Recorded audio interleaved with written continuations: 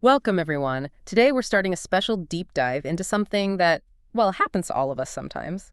Not feeling well. Uh, Imagine you are in a new place, maybe, and suddenly you wake up and your body just doesn't feel right. right.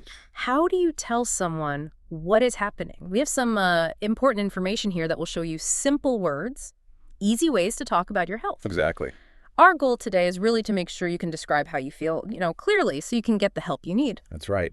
Our mission today is to make sure you know how to talk about aches, pains, all those other feelings when your body isn't quite right. Yeah. We will go through each idea step by step using very clear and simple English. We want you to feel, well, strong and understood when you need to say, I am sick. Mm. We'll speak slowly and give you lots of examples so you can really learn and remember these words. This is about giving you the words to, take care of yourself. Think of this as your easy guide to saying, I don't feel well. Simple as that. So you can get the help you need when you need it. Yeah. We'll learn the words, understand what they mean, and discover exactly what to say. It's like learning a special language for your body, maybe. A language that helps others understand you when you need it most. That's a good way to put it. We want to make it very, very easy for you to use these words in real life. So what exactly do we have for our listener today to help them on this important journey of understanding their own health in English? Okay, so we're looking at some clear lists of symptoms. Symptoms are like the signs your body gives you when it's not well. Ah, okay. Signs. Yeah, the ways your body tells you, hey, something is different. We also have important vocabulary. Those are other useful words about health, like the people who help you, or the things you take to get better. Medicine, doctors. Exactly. And then we have real-life conversations. These conversations show you how people actually use these words in daily situations. Oh, that's useful. Yeah, it's all about how people talk when they're sick or maybe need to see a doctor or go get medicine. It's very practical information, things you can use right away, to get the help you might need. Okay, let's begin our exploration then. Our first stop is learning the words for how your body feels when it's, well, not happy. Mm-hmm. These feelings or signs that tell you something is wrong are called symptoms. Knowing these words helps you tell someone else what your body is trying to say, to you and to them. Yeah. It's like giving a clear message about your health so others can understand and, help you out. Exactly. We will go through each one slowly, explaining what it means and when you might use it. Good. We'll give you many examples so you can hear and understand how to use these words yourself. Think of each word as like a small piece of a puzzle. Okay. When you put them together, you can create a full picture of how you feel. And that makes it much easier for others to help you. Let's start with a very common one. I think many people feel this often. Ache. That's spelled A-C-H-E. Ache. What exactly does ache mean in simple words? How does it feel? Okay, so an ache. It's a dull, steady pain. Imagine a pain that is not sudden or sharp, like a quick poke with a needle. Right, not like a cut. Exactly, or pain from a cut. Instead, an ache is a pain that sort of stays with you for a longer time. It's always there, but maybe not super strong. It feels more like a dull pressure, maybe, or a constant discomfort that doesn't go away quickly. It's something that just sits there, a persistent feeling that makes you feel uncomfortable. But not like, ouch, sharp pain. Right. Usually not so strong that it makes you jump or cry out. It's more of a continuous, kind of low-level pain. Okay, so it's not like you cut your finger and it's a sharp pain. It's more like a tired, continuous feeling, like a low throb, a steady discomfort. Is that right? Yes, that's a perfect way to describe it, a really good way. For example, if your back hurts in a dull, continuous way, not a sharp, sudden pain, you have a backache. Backache. You can say, my back aches, or you can say, I have a backache. And this word ache, it's very useful because we use it for lots of different parts of the body, not just the back. We'll see more examples of this as we go, but it describes that specific feeling, that steady, dull discomfort that can last for hours or even days sometimes. Often gets worse if you move or maybe after sitting for too long. That makes perfect sense. Knowing that difference, dull versus sharp, that's really helpful. Yeah. Okay, next let's talk about sore throat. That's S-O-R-E-T-H-R-O-A-T, sore throat. Many of us have definitely had this one, right?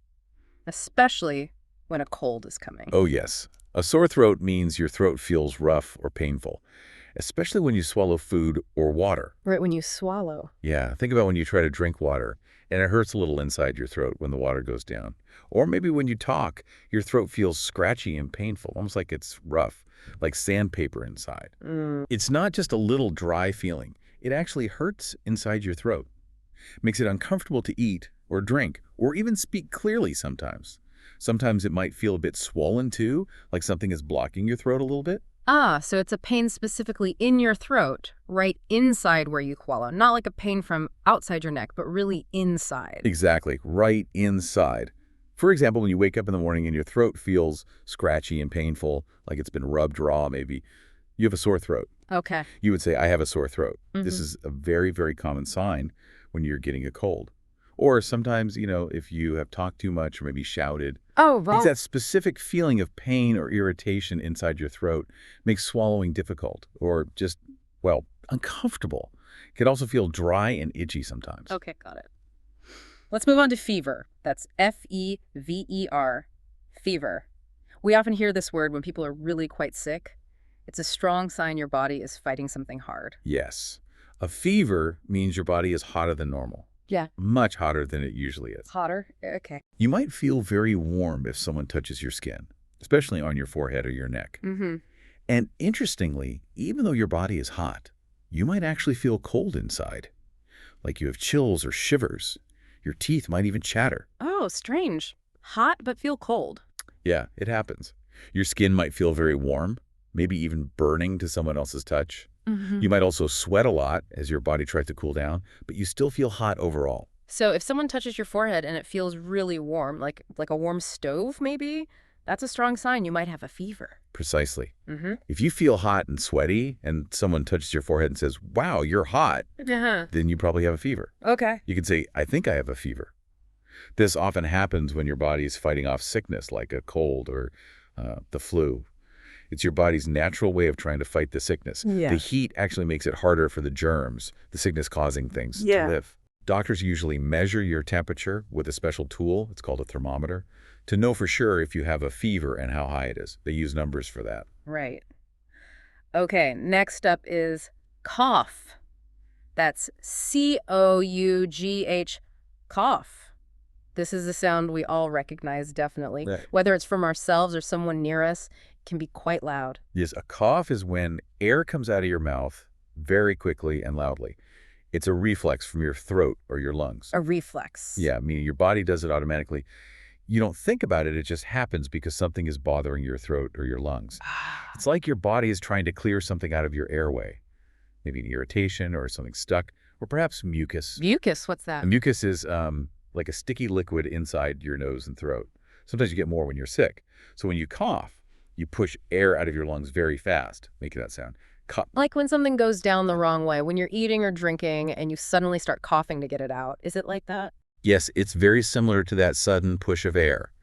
But often when we talk about sickness, it's because of irritation or that mucus stuff in your throat or chest. Okay. So if you keep making a sound because your throat tickles or feels irritated, or maybe because your chest feels heavy and full, you have a cough. Right. You might say, I have a cough. And a cough can be dry, which means no liquid comes up, just air, and maybe a tickling feeling. Just air. Or it can be wet, meaning a little liquid or mucus comes up when you cough.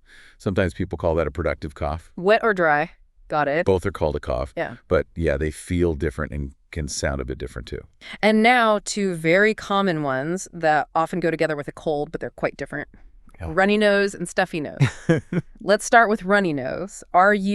R-U-N-N-Y-N-O-S-E. Runny nose. Okay. A runny nose means liquid, kind of like water, keeps coming out of your nose. It just keeps coming. Yeah, it's a continuous flow. It drips and drips. And you have to keep wiping it away with a tissue because the liquid is constant. It's not just a little wet inside. It's like a small faucet is open in your nose, and the liquid just flows out. It makes your nose feel wet and often kind of itchy. Sometimes it can even feel like your nose is dripping inside your mouth, sort of at the back of your throat. Oh, yeah, that feeling. So you always need a tissue nearby. And you might use many tissues in a day because it just keeps dripping. Exactly. When you have to keep wiping your nose with a tissue because liquid is dripping, dripping, dripping, you have a runny nose. Okay. You can say, my nose is runny. This is super common when you have a cold, often right at the beginning stages. It's your body trying to wash out the sickness or irritation in your nose. Like cleaning it out. Yeah, basically, your body's way of trying to clear out those germs. And then the opposite, which can be maybe even more annoying, stuffy nose. Yeah. That's Stuffynose. Stuffy nose. Right. A stuffy nose means your nose feels blocked. It's hard to breathe through it. Blah. It feels like your nose is full of something, Yeah. like cotton maybe, or like your nose is completely closed up. Air cannot easily go in or out. So you can't breathe through your nose. Often, no. You might have to breathe through your mouth instead, especially when you're trying to sleep, which can be really uncomfortable, makes your mouth feel dry. Yeah, I hate that. It's not a liquid coming out like a runny nose, but a feeling of being completely blocked up inside. Okay, so one is liquid coming out, the runny nose, and the other, stuffy nose, is air not going in. It's completely blocked. You can't get air through it easily. That's a perfect way to think about it, yes. If you try to breathe in through your nose, but you just can't, and you have to breathe through your mouth to get air, you have a stuffy nose. Stuffy nose. You might say, I have a stuffy nose. This is often a sign of a cold or maybe allergies too. It's the opposite of a runny nose. With the runny nose, your nose is too open with liquid. But with a stuffy nose, it feels totally closed or blocked. It can sometimes make your whole head feel kind of full or heavy too. Right. Okay, let's move to pains in specific body parts. These often use that word ache, like we talked about. First, stomach ache. Stomachche. Stomach ache. So this is a pain in your stomach area. Your stomach is in your belly, sort of in the middle of your body, usually below your ribs, above your hips. Okay, the belly area. Right. A stomach ache is a pain you feel specifically in that part of your body. It can be a dull ache, like we described earlier, Yeah. or sometimes it can be sharper or feel like cramps, like your stomach is squeezing really hard. Like squeezing. Yeah. It can come and go, or it can be constant, just there all the time. So if your belly hurts, in that middle part, that's a stomach ache. Could be from eating something, maybe, or feeling nervous. Lots of things, I guess. Yes, exactly. For example, if your belly hurts, maybe after eating something that didn't agree with you, or if you ate too much, or even if you are feeling nervous or stressed out, you might have a stomach ache. You can say, I have a stomach ache. Or you can also just say, my stomach hurts. Both are good ways to describe this. Okay, my stomach hurts. Simple. Yeah. It's a very common feeling of not being well, and lots of people experience it from time to time. It can make you feel like you don't want to eat or just want to lie down. And similar to that, backache. Backache. Backache. I think many people who work or sit a lot might know this one very well, unfortunately. Yes, a backache is a pain in your back. Your back is, the large area on the rear of your body. From your shoulders down to your hips, goes all the way down from your neck. The whole back. Right. Just like a stomach ache is pain in your stomach, a backache is pain in your back. And this pain can be anywhere on your back, maybe your upper back near your shoulders, or the middle back, or maybe the lower back, which is very common. Lower back, yeah. It can be a dull ache, or sometimes a sharper pain if you move the wrong way, or maybe if you stand for too long. Is it usually from doing something physical, like lifting something heavy? Or sometimes just from sitting too long without moving? Often, yes. Both of those. For example, if you lifted something heavy in a wrong way, or maybe if you sat in a bad position for a long time, like at a desk, your back might start to hurt. In that case, you have a backache. You can simply say, I have a backache, or again, my back hurts. My back hurts. Okay. It's that familiar dull or sometimes sharp pain in your back that can make it difficult to move or sit comfortably, maybe even sleep well. Sometimes it can feel like a stiffness too, like your back muscles are tight. And finally, for the aches, headache. Headache. Headache. This is maybe one of the most common aches of all. Almost everyone has had a headache sometime. Definitely. A headache is a pain in your head. Yeah. Your head is the top part of your body where your brain is. Right. This pain can be all over your head, or maybe just on one side.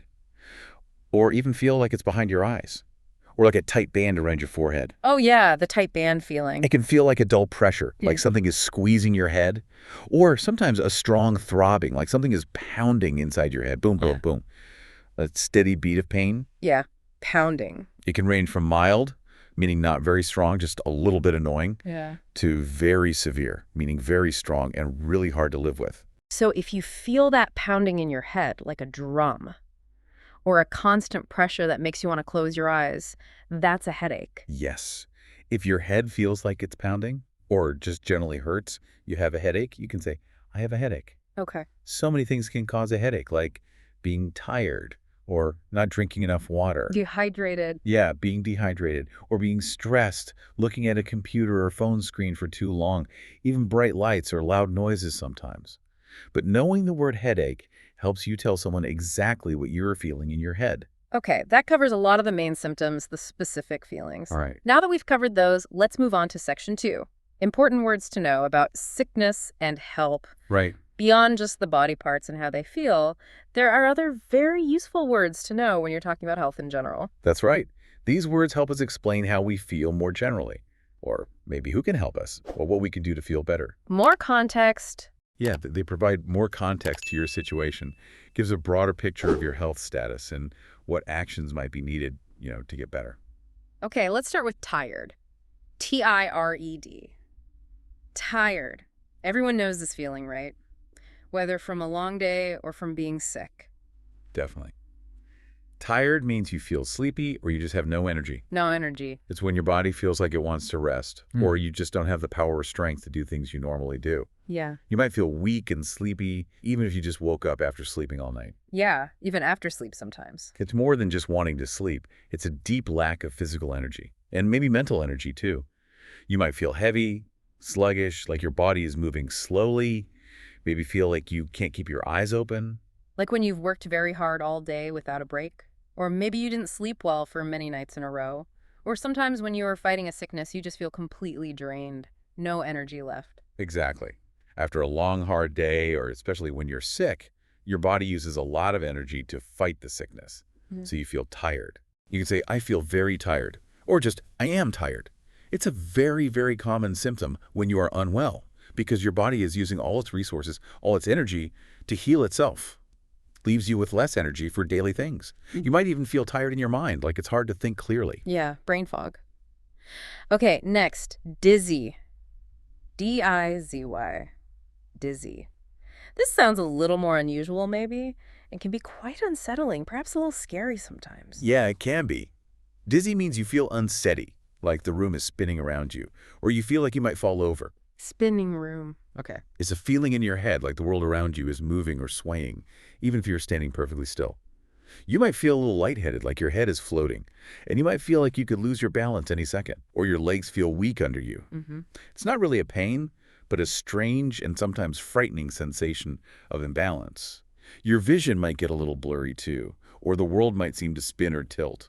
So if you stand up too fast, maybe from bed, and the room starts spinning around you, or you feel like you might sway or fall, that's dizzy. Yes, that's a perfect example. If you stand up too fast from a chair or a bed, and the world seems to spin a little, or you feel like you might sway or fall, you feel dizzy. You might say, I feel a bit dizzy. It could be a sign of many things, from not eating enough to being dehydrated, like you said, not drinking enough water, or sometimes something more serious. So it's important to describe this feeling clearly if you experience it, especially if it happens often. Good point. How about nauseous? N-A-U-S-E-O-U-S. Nauseous? This word can be a bit tricky to say, maybe, and understand, but it describes a very specific, uncomfortable feeling in your stomach. Yes, it can be tricky. Nauseous means you feel like you might vomit, but you haven't yet. Vomit? A vomit is when food or liquid comes back up from your stomach and out of your mouth. Some people say throw up. Ah, okay. Throw up. Got it.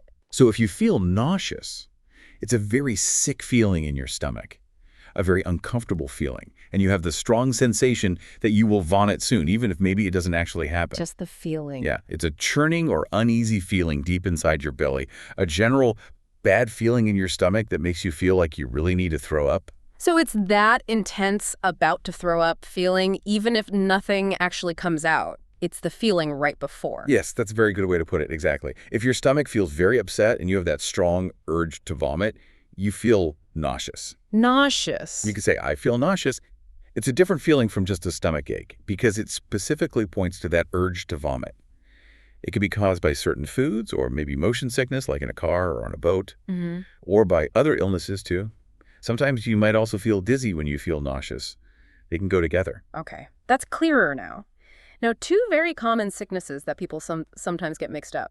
Cold and flu. Let's take cold first, C-O-L-D, cold. And then flu, F-L-U, flu. What's the clear difference between them? Okay, yeah, people mix these up all the time. They are common sicknesses that people often get, especially when it's colder weather. A cold. A cold is usually milder. Milder, meaning less bad. Yeah, less serious. Yeah. And often it goes away faster, usually in just a few days, maybe a week. Uh, When you have a cold, you might have those typical symptoms like a runny nose or maybe a stuffy nose. uh, You might sneeze a lot, the achoo sound, mm-hmm. many times. And often you have a sore throat. You might feel a bit tired, but generally you can still do most things, like go to work or school, even though you feel a little unwell. You might also have a mild cough. Not too bad. Okay, so a cold is annoying, but maybe not terrible. And the flu, is that like a really bad cold or something different? How does it affect your body? The flu, which is actually short for influenza, Influenza. it's often much stronger. It makes you feel much worse than a cold. It really attacks your whole body. More so General the body. Yeah. With the flu, you usually have a fever. Remember, your body feels very hot, and you might feel those chills too. Right, fever. You'll also probably have body aches. That means all your muscles and bones feel painful and heavy, like you maybe worked out way too much. Ugh, body aches. And often a bad, severe cough. A cough that can really make your chest hurt. And you usually feel very, very tired and weak with the flu. So tired that you just want to stay in bed all day. You really can't do anything. Wow, sounds much worse. Yeah, it can last for a week or even more sometimes. And it often takes longer to fully recover, to feel normal again. So a cold is like a smaller sickness. You can maybe push through it and keep going. But the flu is bigger, more serious, and it really forces you to stop and rest because your whole body feels awful. Exactly. That's a great summary. For example, if you just have a runny nose and you're sneezing, you might say, oh, I just have a cold, so my nose is runny. Okay. But if you feel really sick with a high fever and your whole body hurting and you're totally exhausted, you would say, I think I caught the flu. I have a fever and a really bad cough. Okay, caught the flu. It's important to know the difference because the flu can sometimes be more dangerous, especially for, say, older people or very young children. You might need a doctor's attention or special medicine. Good to know. Next, allergy. A-L-E-R-G-Y. Allergy. This is something some people live with all the time, right? Not just when they catch a sickness like a cold or flu. That's right. An allergy is when your body reacts badly to something specific, something that is normally harmless to most other people. Harmless? Like what? Well, your body sees something as a danger, even if it isn't truly harmful, and it reacts to try and protect itself. This could be certain foods, like peanuts or milk or eggs maybe, or tiny things in the air, like pollen from flowers in the spring. Pollen? Hay fever? Exactly, like hay fever, or dust in your house, or even hair from pets like cats or dogs. When you are near these things or eat them, your body gets a reaction, sometimes very quickly. So it's not a sickness like a cold that you catch from someone else. It's your own body having a specific bad reaction to something in the environment or something you eat. Yes, it's a specific reaction. For example, if you sneeze a lot, or your eyes get itchy and watery, or maybe your skin breaks out in red spots, sometimes called a rash. A rash, okay. But only when flowers are nearby in the spring. You might have an allergy to pollen. Or if you eat a specific food and your stomach hurts badly every time you eat it, you might have an allergy to that food. Okay. You could say, I have an allergy. People often take special medicine to help with their allergies, to stop these reactions and feel better. Allergies are very common and can affect different parts of your body: nose, eyes, skin, stomach. Right. Speaking of medicine, let's talk about that word, medicine. M-E-D-I-C-I-N-E. Oh. Medicine. This is what we often take to feel better when we are sick. Yes, medicine is something you take to feel better when you are sick or have some problem in your body. It is specially made to help your body heal, or maybe to make symptoms go away, like pain or fever, or to stop a cough. Okay. And it can come in different forms. It might be a small pill, a solid round thing that you swallow with water. Or it can be a liquid that you drink, like a sweet syrup, often for coughs. Syrup. Or it can even be a cream or ointment that you put on your skin, maybe if your skin hurts or is itchy from a rash or something. Cream for the skin. The main purpose of medicine is always to improve your health and make you feel well again. So if you have a headache, you take medicine. If you have a cough, you drink medicine, like syrup. It sounds like something very important for when you are sick. Correct. For example, if you have a headache, you might take medicine, like a pill, to make the pain go away. Or if you have a bad cough, you might drink cough syrup, which is a type of liquid medicine. Right. You could say, I need some medicine for my cough. Medicine is usually given by doctors, or you can buy some types from pharmacists at a special store.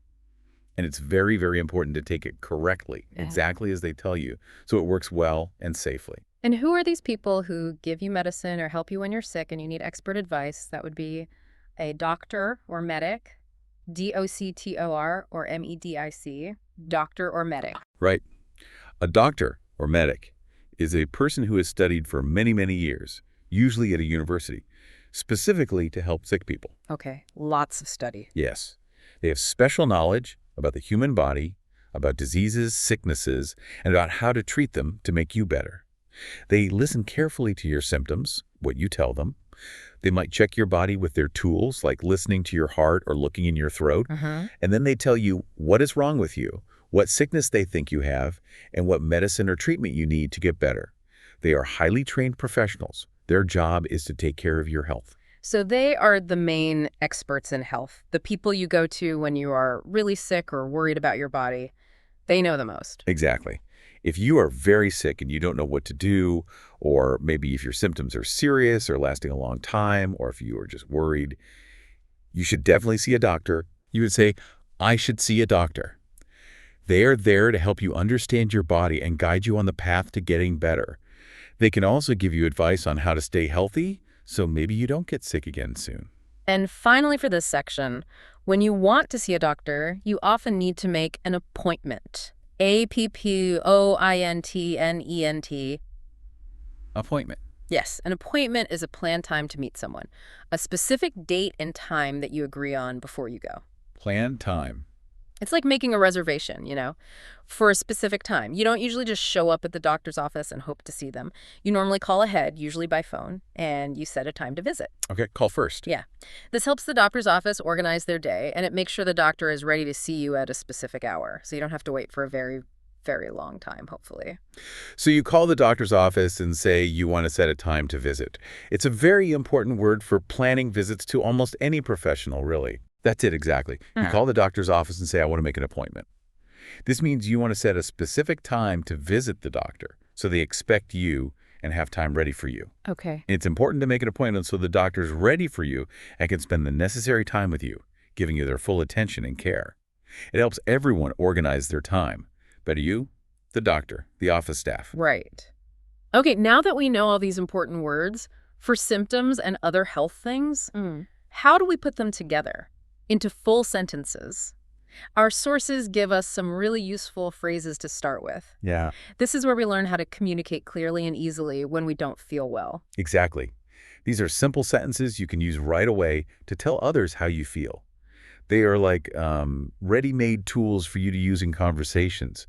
Makes it much easier to express yourself quickly and effectively. Tools. I like that. We'll show you how clear and direct these phrases are and why they're so helpful in different situations, whether you're talking to a friend or a doctor or maybe someone at your job. Okay, let's start with the most general one. You can use this for almost any feeling of being unwell. I don't feel well. Yes, this is a very common and general way to say you are sick or just not feeling good. It's simple, it's direct, it's clear. It tells someone immediately that something is wrong with you without needing to explain all the little details right away. It's a good first sentence when you start a conversation about your health. Signals that you might need help or maybe just understanding. It's a polite and clear way to say, I am sick. So if a friend asks, are you okay? What's a simple way you can answer if you're not using this? You can simply answer, no, I don't feel well. That lets them know you are not okay, and you might need some help or understanding. It's a polite and informative way to open the conversation about your sickness. Allows them to ask more if they want, like, oh no, what's wrong? Or what hurts? Okay, next phrase. Something's not right. This one sounds a bit mysterious, doesn't it? Something's not right. Yeah, it does a bit. Yeah. This phrase means you sense something is wrong with your body, but maybe you don't know exactly what the problem is. Ah, okay. Maybe you don't have a clear headache or a stomach ache, but you just feel strange or weak or just different from your normal self. You feel a general sense of being unwell, a vague discomfort, but you can't name a specific symptom like fever or cough. So you just feel off. Exactly. Off. Or not yourself. You can't really point to one specific thing, but you know your body is not okay. Yes, that's it perfectly. Yeah. If you just feel strange and weak, or perhaps very tired without a clear reason, or just generally unlike yourself, you can say, something's not right with me today. Okay. It shows you're aware that your body is not acting normally. It's a signal that you might need to figure out what's going on, or maybe just need to rest and pay attention to your body. It tells others that you're not in your usual state of health. How about I should see a doctor? This is a phrase that shows a decision, right? Or maybe advice about getting medical help. It means you're thinking seriously about your health. Yes. This phrase means you believe a doctor needs to check you because you are sick or because you are worried about your symptoms.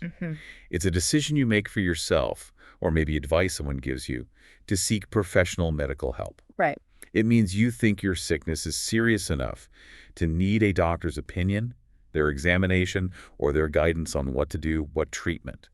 It suggests that you need someone with special knowledge to look at you. Like when a fever is very high and won't go down, or a pain is just too strong to manage alone, or maybe you're just not getting better after many days. Exactly. Any of those. If you have a high fever that won't go down, or a pain that is very strong and won't stop, or if you just feel very, very unwell and you're worried, you might say, I should see a doctor. Okay. It means you need to go and get help from the expert. To get a proper diagnosis, that means knowing what is wrong and to get advice on what to do next. Now, a very useful structure for telling about specific symptoms. I have a headache. We saw this with headache earlier, but this I have a C structure works for many other things, right? It's a very common way to state a symptom directly. Absolutely.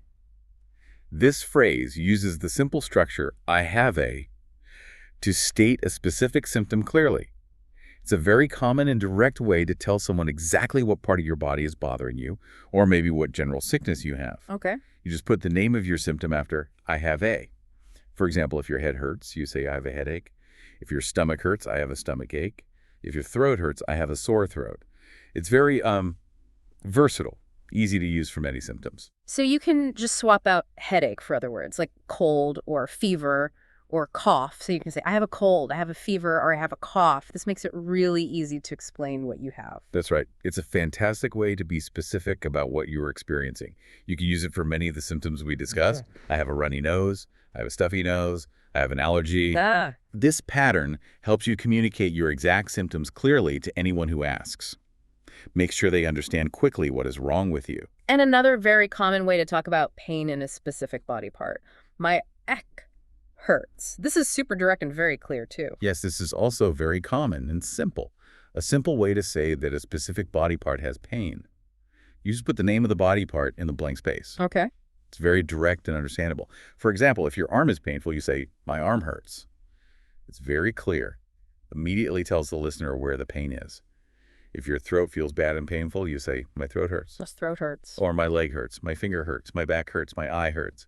It's a direct way to pinpoint the exact location of your pain. So you could use, I have a headache, or my head hurts. Both are good and mean pretty much the same thing. Which one should someone choose? Is one better? Yes, both are perfectly good and very common ways to express pain in your head. I have a headache maybe describes the specific condition of having a headache, while my head hurts describes the direct feeling of pain in that part of the body. Okay. But really, they mean almost the same thing and are often used interchangeably, in everyday conversation. So you can choose whichever feels more natural and easy for you to say. Both will be understood perfectly. Good to know. And finally, for our useful phrases, I'm having a stomachache. This one uses, I'm having a S. It sounds a bit more like something happening right now, in this moment. Yes, that's a good observation. This phrase uses, I'm having a ek, to talk about a pain or symptom you're feeling right now, at this very moment. Right now. And it might be something that just started or is currently happening and continuing. It emphasizes the present action or experience of the symptom. It implies it is actively affecting you right now as you speak. It sounds very natural in conversation when something is happening in the moment. So it's more immediate, like it just started or is currently bothering you now as you were talking. Yes. For example, if your stomach starts to hurt while you are talking to someone, you could say, oh, I'm having a stomach ache now. It suggests the symptom is ongoing or just began and is present right then. Okay. You can also use it for other symptoms. I'm having a cough, maybe if you're coughing right at that moment, or I'm having a headache, if the headache just started or is really bothering you right now, and you want to describe that ongoing feeling.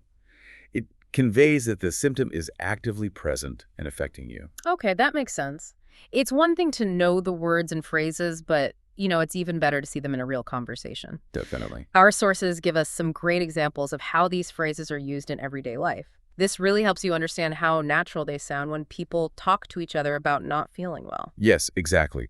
We'll walk through these conversations step by step, show you how people talk when they're not feeling well. We'll look at conversations with doctors, with friends, and even with a manager at work. Pay close attention to how the words and phrases we just learned are used naturally within these dialogues.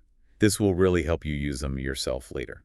Our first scenario is at the doctor's office. This conversation shows you exactly what a doctor might ask and what a patient, the sick person, says. It's like a little script for your first visit when you're not well, and you need to explain your symptoms to a medical professional. Okay, first the doctor asks, what seems to be the problem? What seems to be the problem? Okay. This is a very common opening question from a doctor. The doctor wants to know why you were there, why you came to see them today. They are basically asking, what is wrong with you?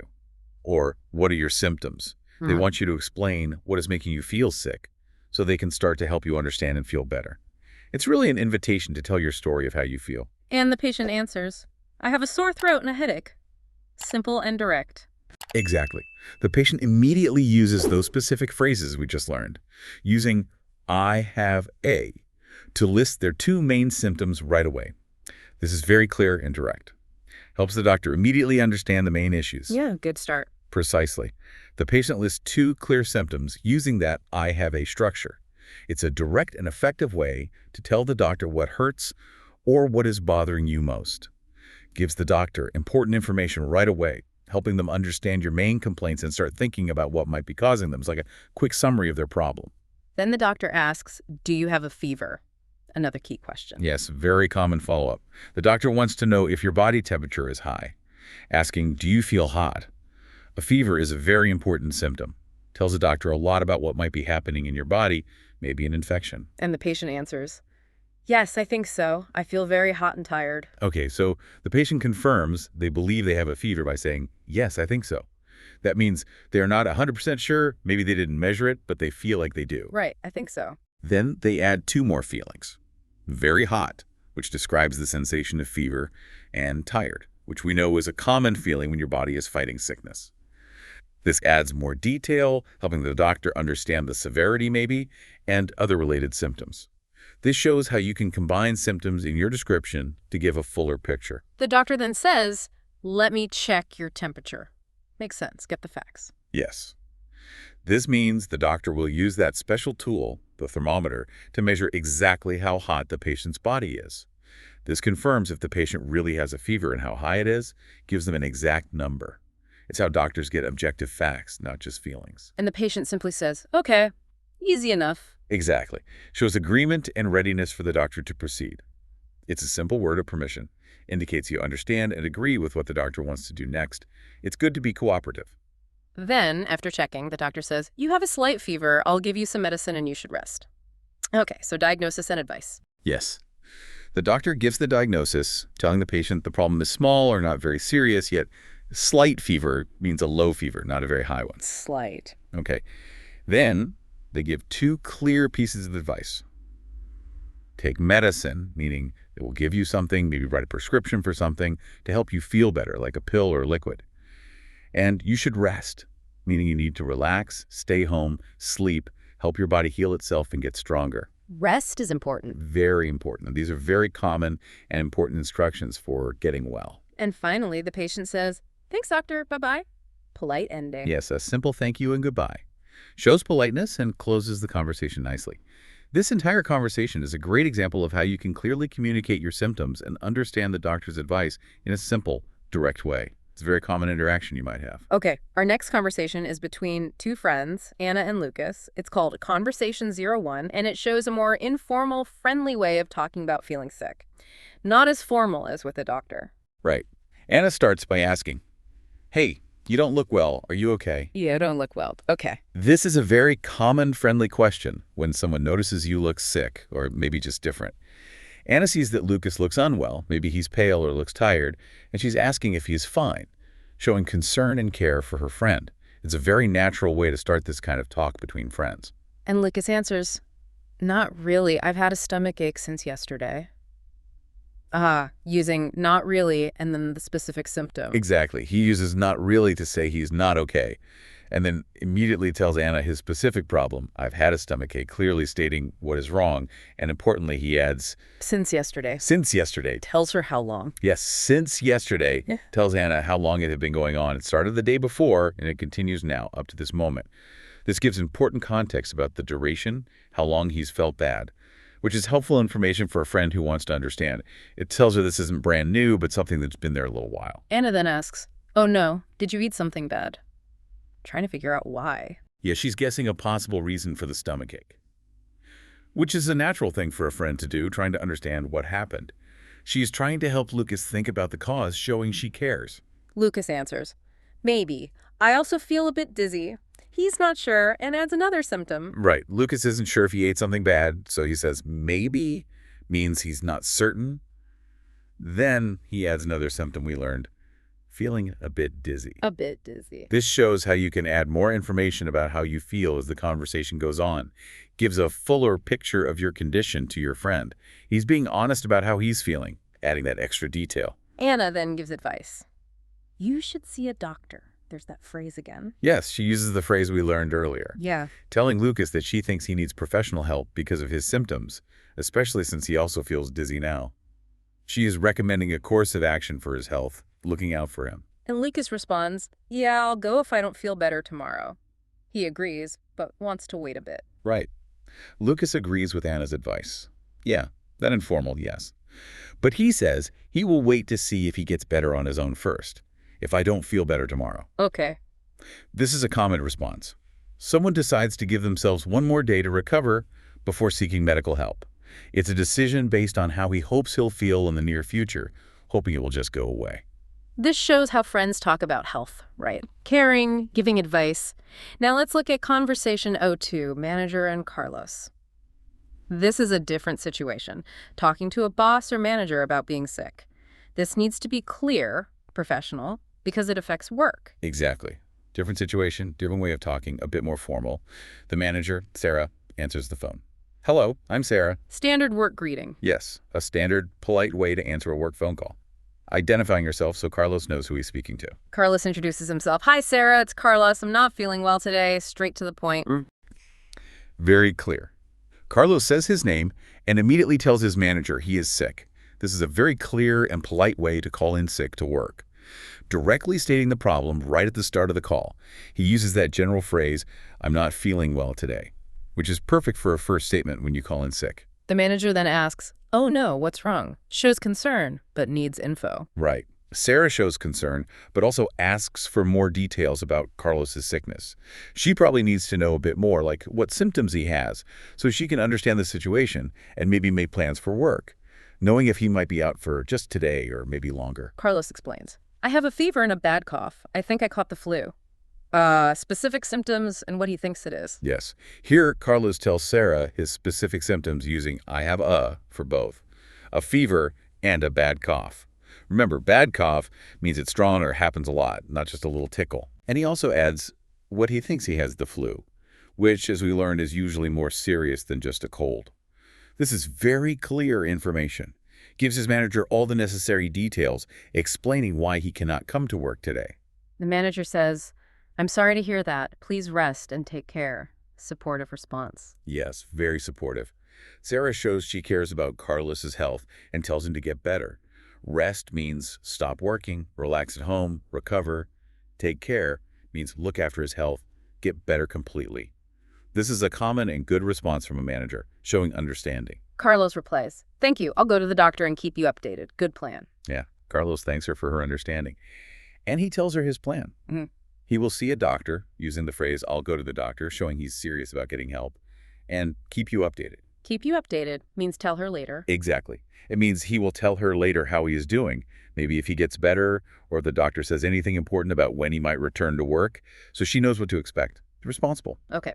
The manager says, no problem. Get well soon. Nice ending. Yes. Sarah reassures him that his absence is understood, no problem, and wishes Carlos a quick recovery. This conversation is a really good example of how to clearly and professionally communicate with your workplace when you are sick.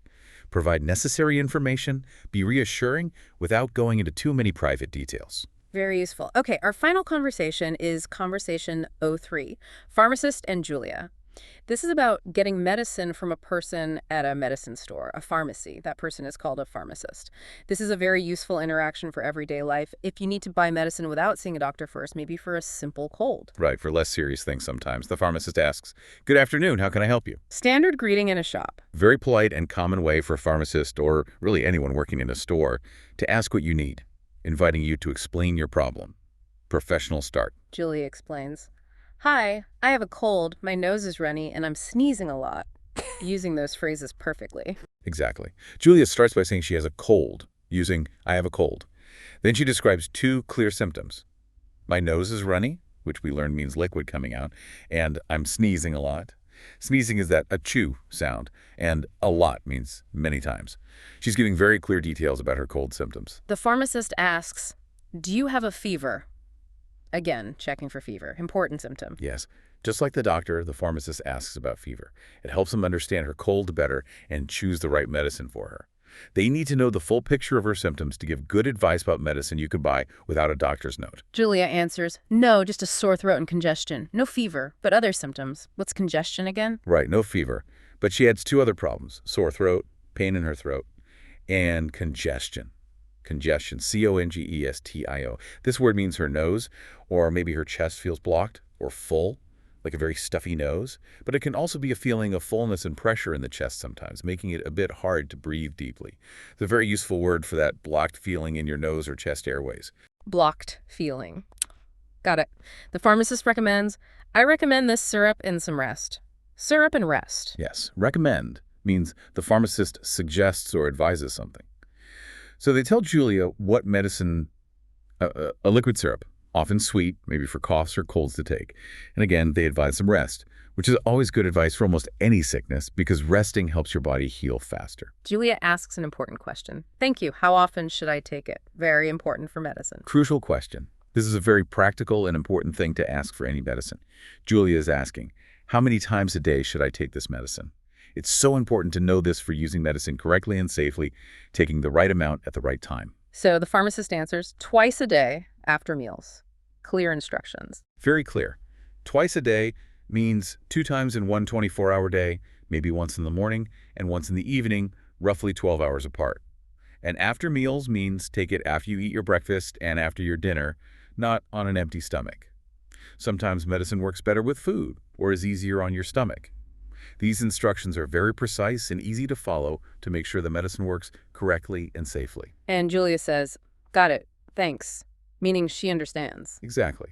Got it is a common and friendly way to say, I understand, or okay, I comprehend.